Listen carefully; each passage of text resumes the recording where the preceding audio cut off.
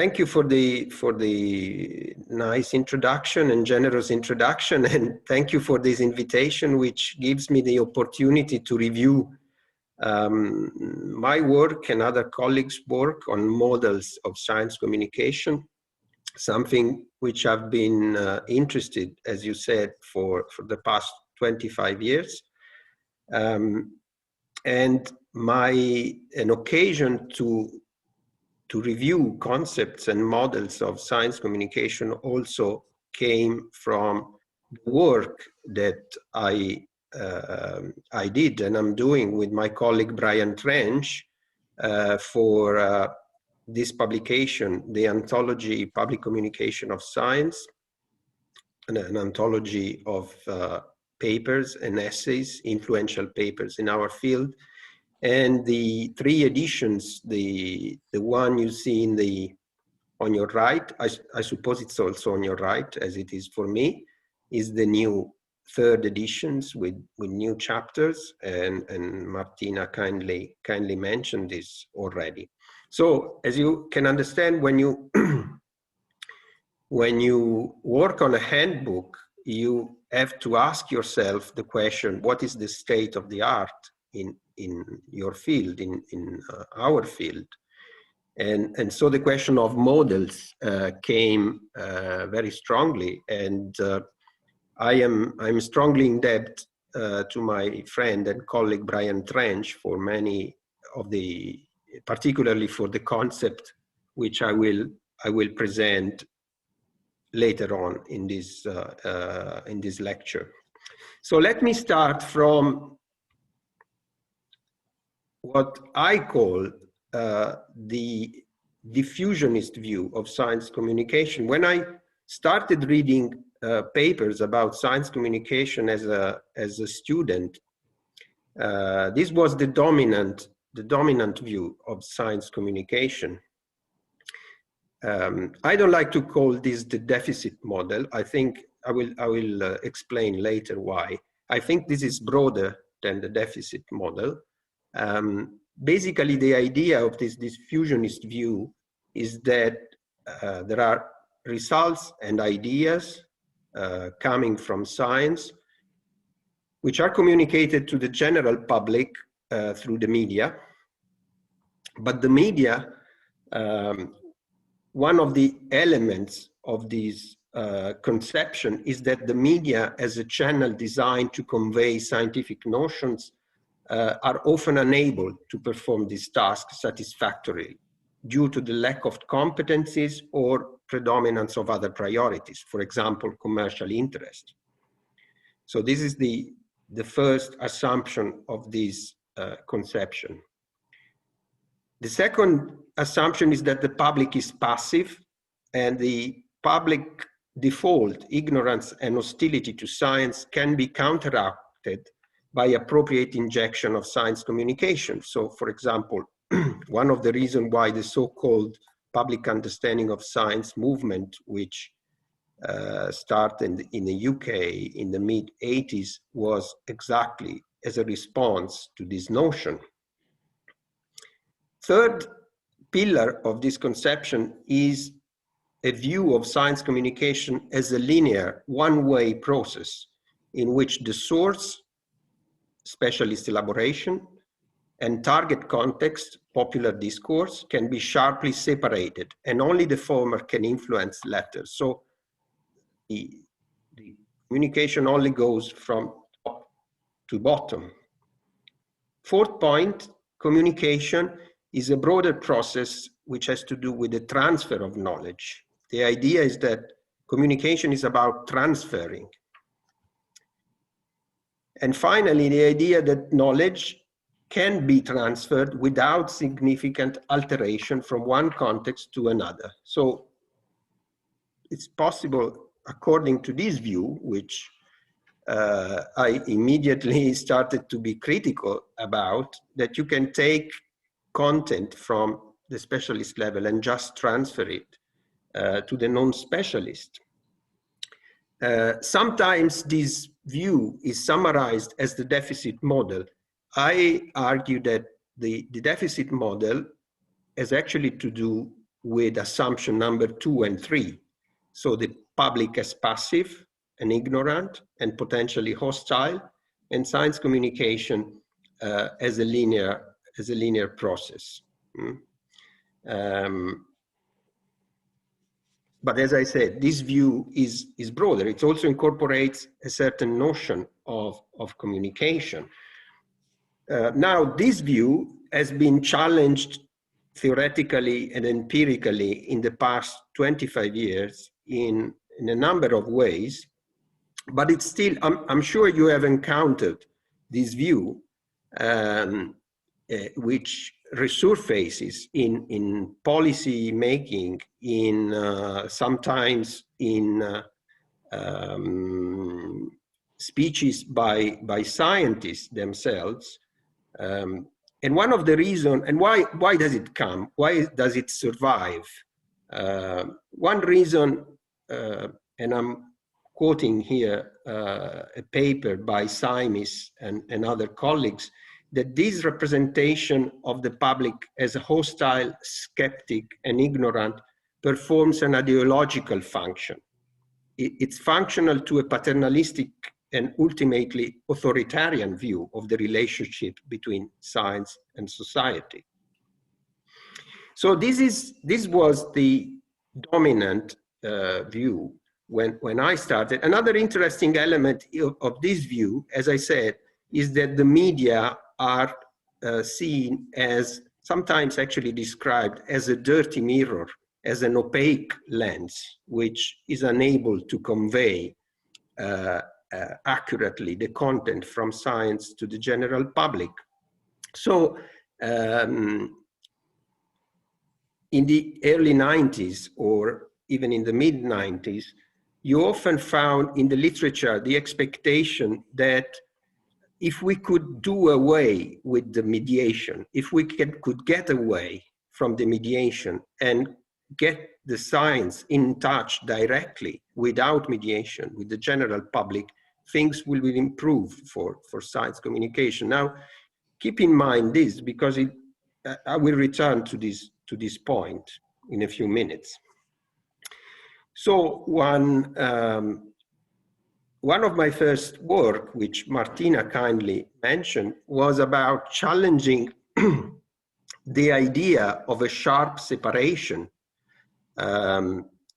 between the specialist level and the popular level. So, for example, drawing upon the work, the classical work of Ludwig Fleck, Genesis and Development of a Scientific Fact, published originally in 1935, but then rediscovered in the late 70s. I tried to show with several examples that actually we can look at science communication as a continuum without a sharp separation between specialist level and popular level, but with a series of stages. And here are a few stages that are of course very general, like the intraspecialistic, very specialistic level, interspecialistic, where, for example, journals like Nature and Science, where different fields talk to each other. The pedagogical level, what Ludwig Fleck calls textbook science, where you find, well, actually the paradigm in Kuhn's sense, or the frozen concept, the state of the art that students have to learn, for example, in a certain field. And then the popular stage. And I also looked at cases of deviation.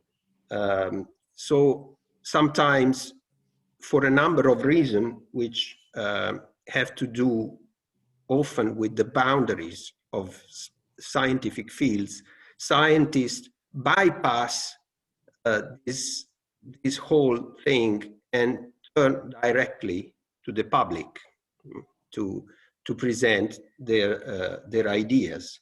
And this is probably something we see a lot these days, also in a different way. Why is this shaped as a funnel? It is shaped as a funnel because not, of course, everything which is discussed, not all the results which are discussed among the specialists actually precipitate, for example, to the pedagogical or popular level, but also because, and this is one of Fleck's ideas, actually the more you go down to the funnel, the more you lose details, but the more also you lose uncertainty and cautionary remarks and all the contingencies and provisional aspects that specialists would discuss, for example, in a specialist conference. So you get, for example, the content of medical research that you expect a medical doctor to present to you are straightforward and sort of solid rock precipitation of a long and complex specialist discussion. So during the past 25 years, apart from the continuity, other aspects have been challenged of the diffusionist model, but the context has also changed significantly. And one of the drivers of the change clearly connects with trends and transformation in media and information access and usage. So the need for professional mediation, which was exactly what the diffusionist model blamed, or one of the things that blamed, the blame the messenger perspective, has been largely displaced by the crisis of traditional mass media and the emergence of social media. And such transformation also connects with the increasing communicative activism by researchers and their institutions, sometimes described as mediatization of science. I think the German term that our colleagues use is Mediatisierung. I hope I pronounced this correctly.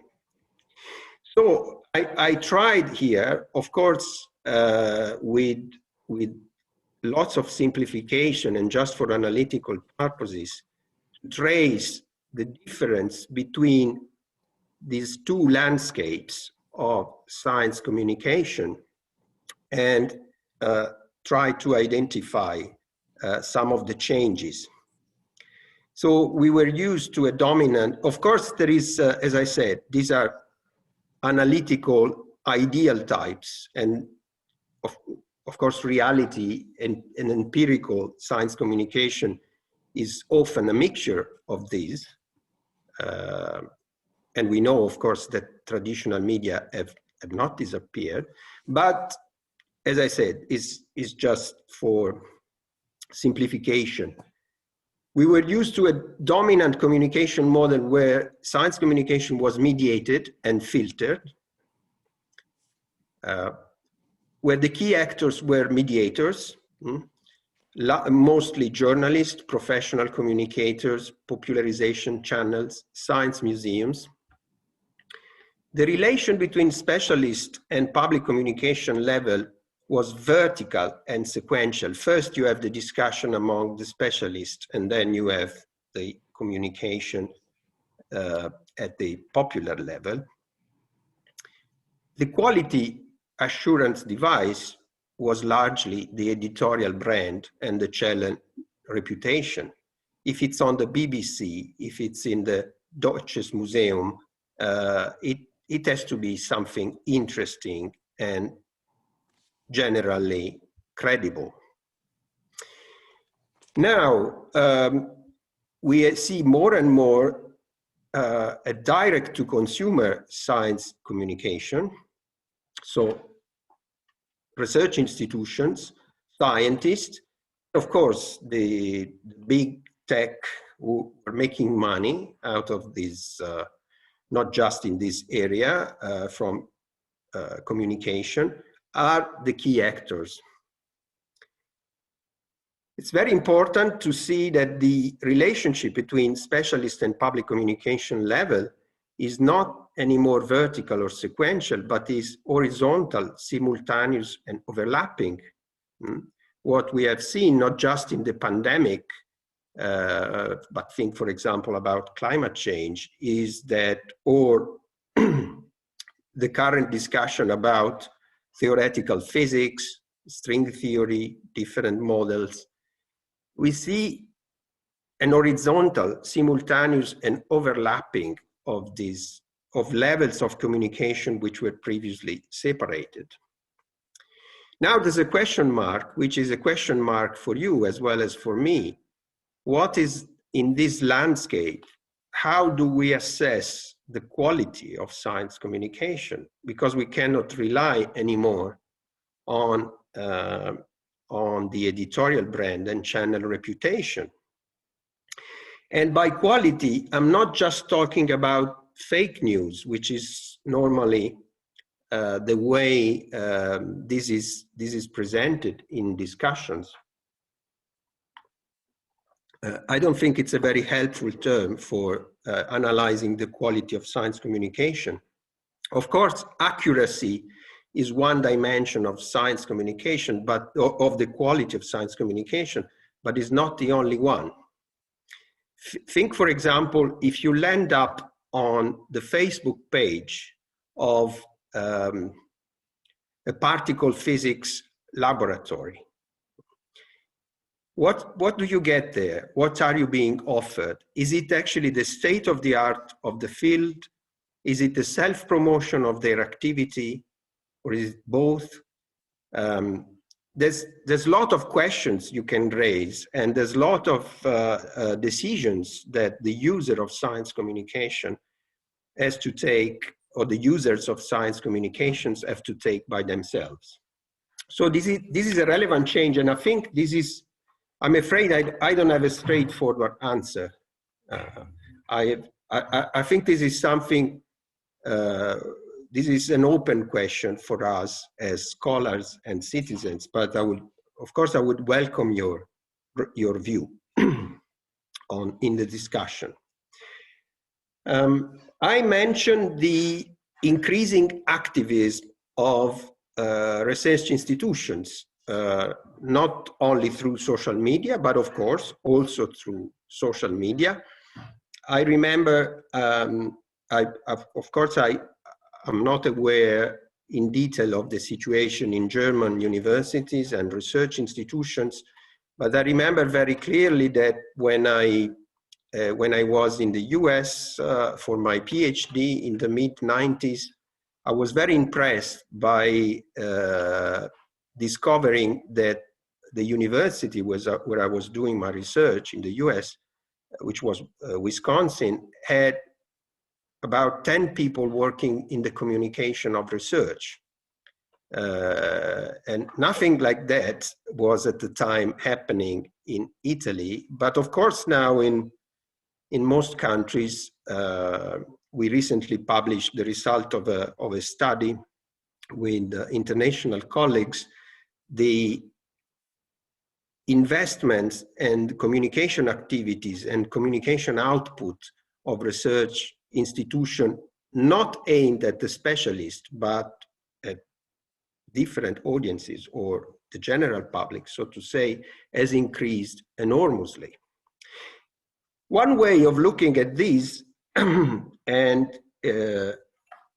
the consequences for the public image of scientists is, of course, through what Robert Merton, one of the founders of the sociology of science, called the Matthew effect. The Matthew effect, which takes the name from the Gospel of Matthew, where it's the parable of talents, where he said, those who have will have more and more, and those who have less will also lose the little that they have.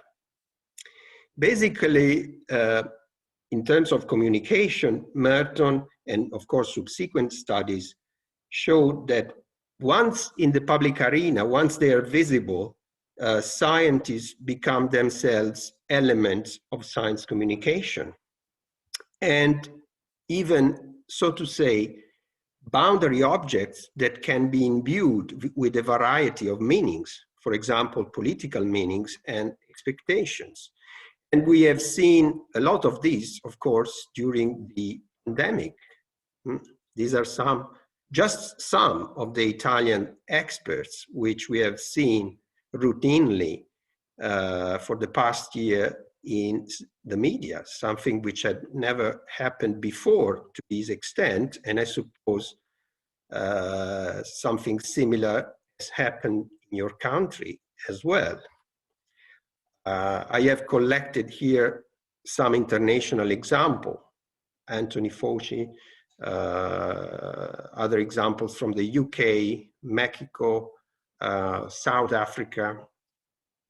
Every country had visible scientists. This is another term that we have from Robert Merton and the early sociology of science. Now you can of course use the media, the social media conversation as a way to detect the fact that these experts have become elements, as I said, of communication in themselves. So somebody in Facebook in Italy drew an analogy, actually more than several people, between famous football players and famous virologists. And just like kids used to collect figurines, cards of football players, they imagined that you could do the same. And this is the complete collection of virologist figurines, or I don't know what is the term, or if you have something similar. And these are just some other examples of similar things. These things are actually available. You can buy these t-shirts with Dr. Fauci, with Cornell in Sweden, and these are just other examples of Facebook popular social media posts about, for example, one of the leading Mexican experts of during the pandemic.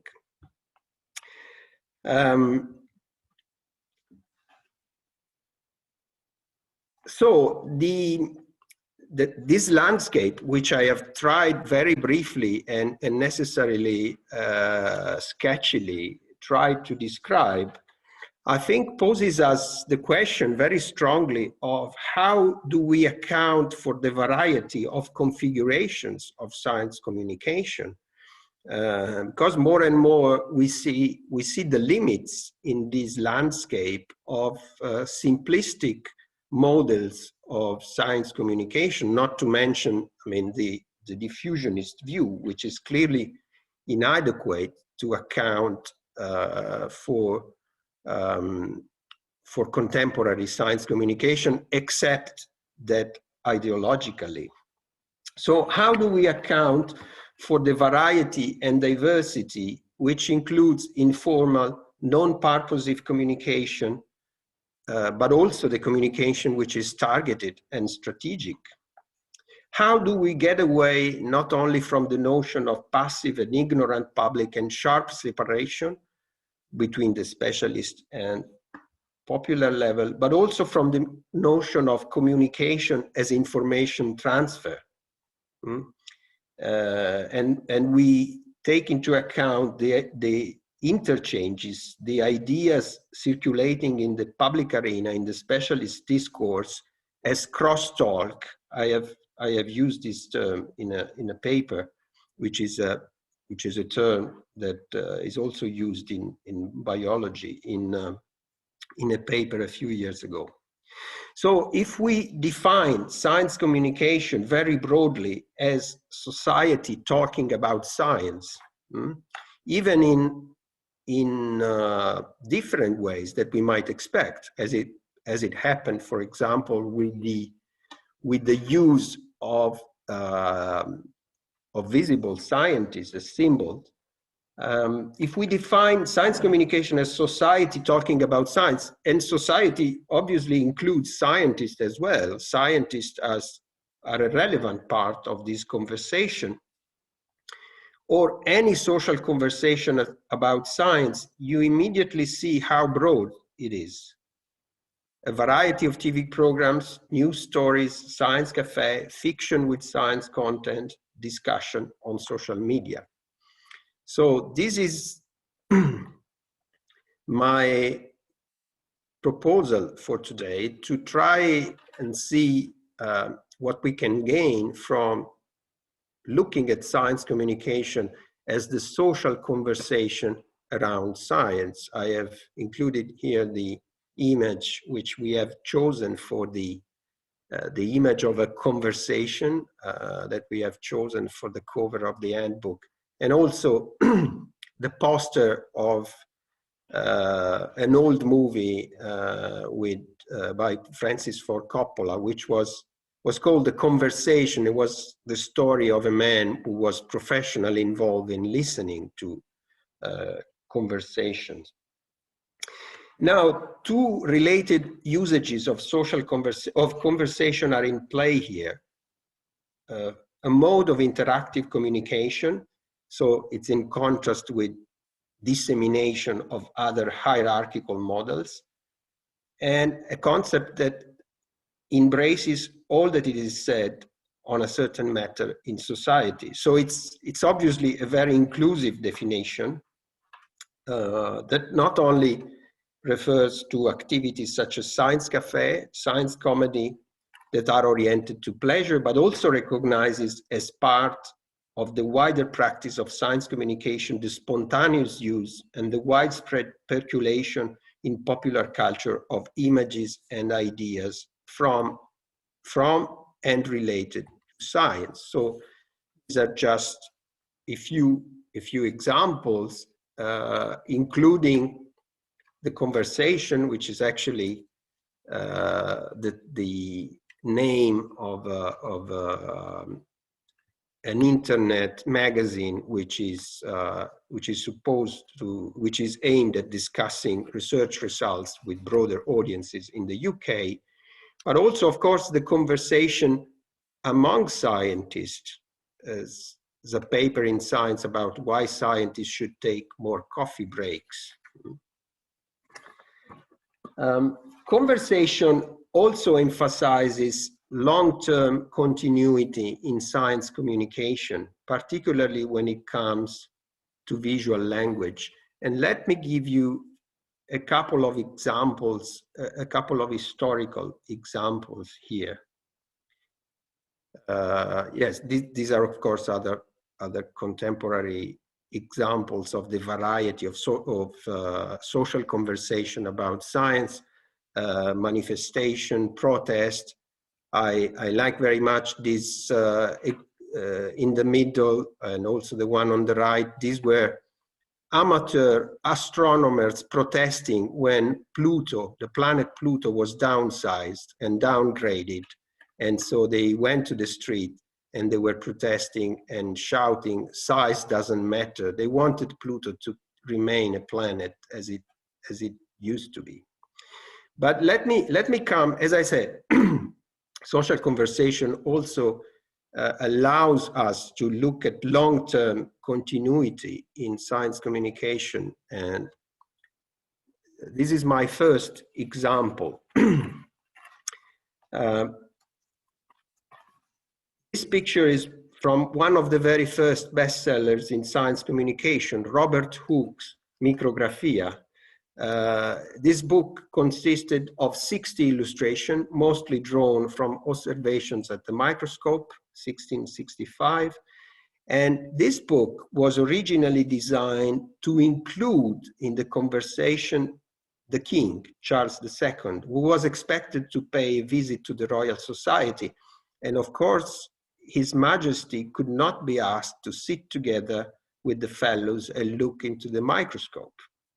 So Hooke was commissioned this book to present, to include in the conversation the king and present these new strange activities with the fellows of this thing which was not yet called science, of course. Another example is the story of the Dodo. In the 17th century, Flemish painters Roland and Jan Savary, they painted pictures of the dodo bird. The last living exemplar of this bird had been seen in 1662 in Mauritius. 2 centuries later, mathematician and writer Charles Dodgson, image on the right. So the first 2 are the paintings by de Severi of the dodo, which were probably, some of these birds were probably brought from Mauritius to probably to the Dutch court. The image on the right refers to Charles Dodgson, better known as Lewis Carroll, when he decided to introduce a character, the character of the dodo, in his masterpiece, Alice's Adventures in Wonderland. Probably, or most likely, was inspired by a savory image of a dodo that he had seen in Oxford. In the same period, naturalist Richard Owen was figuring out how to reconstruct fossil remains of a dodo sent to him at the British Museum. But he had never seen a dodo for real, so he used the painting of de Severi as a source. Now, 3 years later, Owen acknowledged he had been completely misled by such paintings to represent the dodo as a squat and overly obese bird.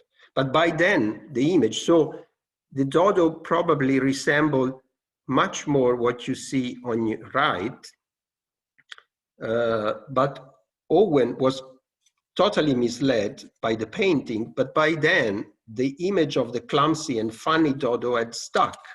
And we see here an interesting conversation loop from images in art, influencing science and literature, and settling in popular culture.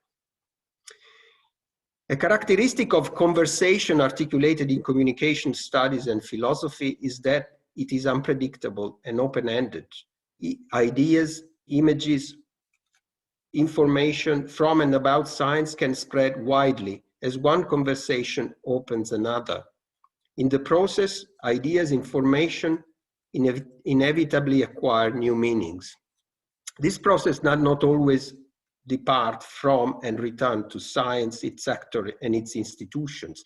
It swirls in society somehow independently and with interruptions. And this is what we intend to capture with the preposition around, the social conversation around science. So again, there can be many meanings of conversation.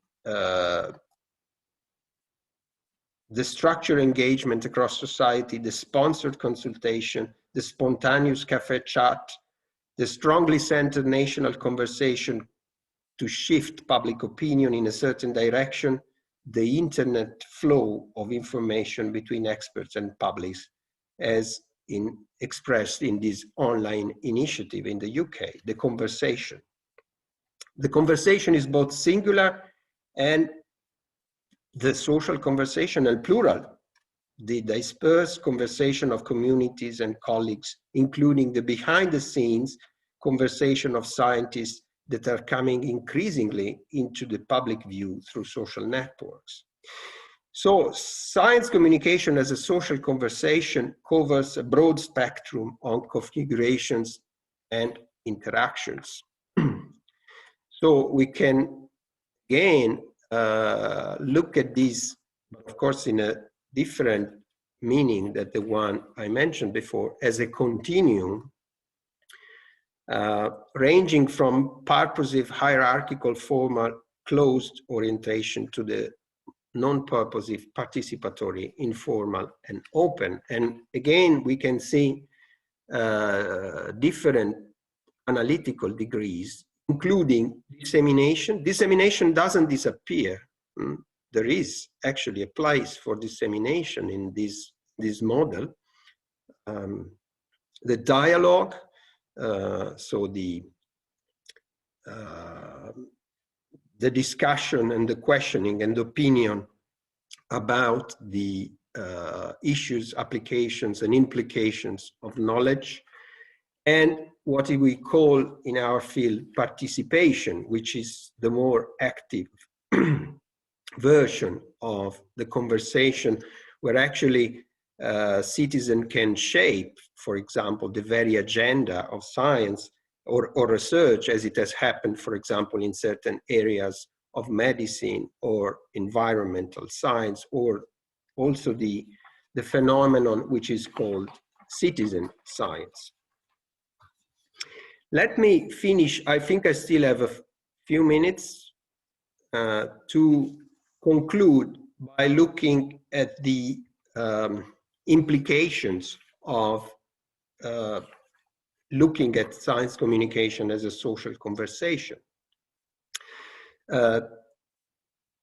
One of the implications of this view is that it gives higher priority to questions of ethics, equity, inclusion, quality, as I mentioned before, and history in the analysis of science communication. I think it's very important what Martina was mentioning.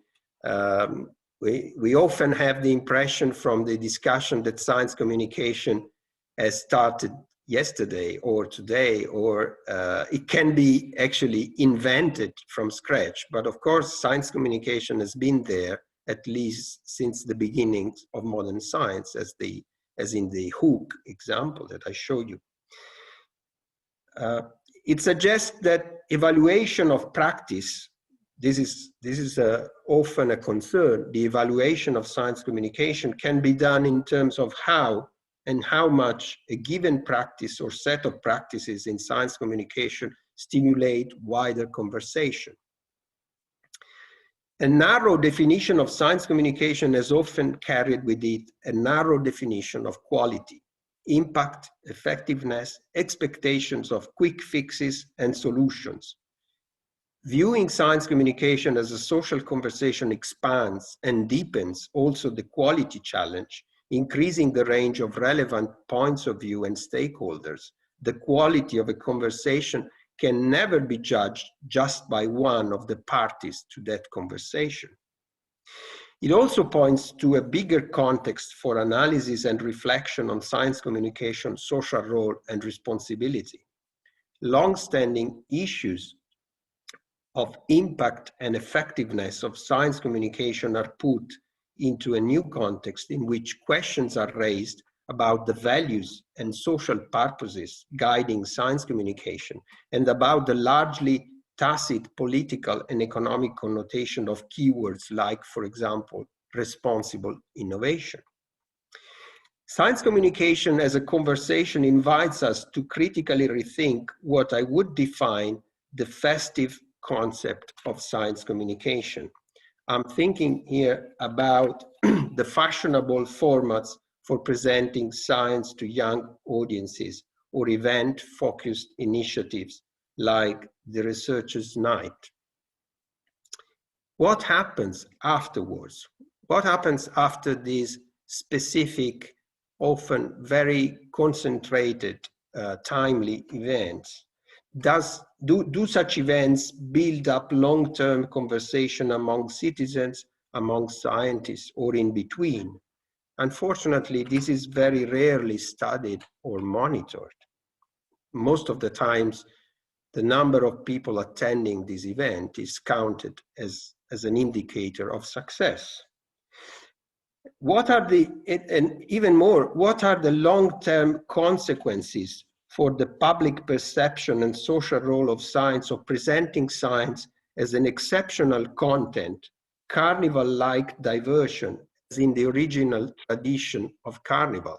The Carnival was the time where things were diverted and subverted. It was a time for exceptional things. And of course, this is literally mentioned by some of these activities, no? So there is a night for the research, there is a carnival of science, and in many languages, including Portuguese and Italian, there are expressions for referring to these, no? What happens after the carnival? What happens when the carnival is over? In Italy, we say, fatta la festa, gabbato lo santo. When the party is over, when the feast is over, you don't care about the saint. anymore. So viewing science communication as a conversation emphasizes a continuous and potentially never-ending process. Science communication doesn't start and doesn't end according to plans, strategies, or specific initiatives. If we adopt a less narrow view in all its varieties, science communication can, and indeed is, be there with us all the time. And I think I will stop here and would welcome your questions and comments. Thank you.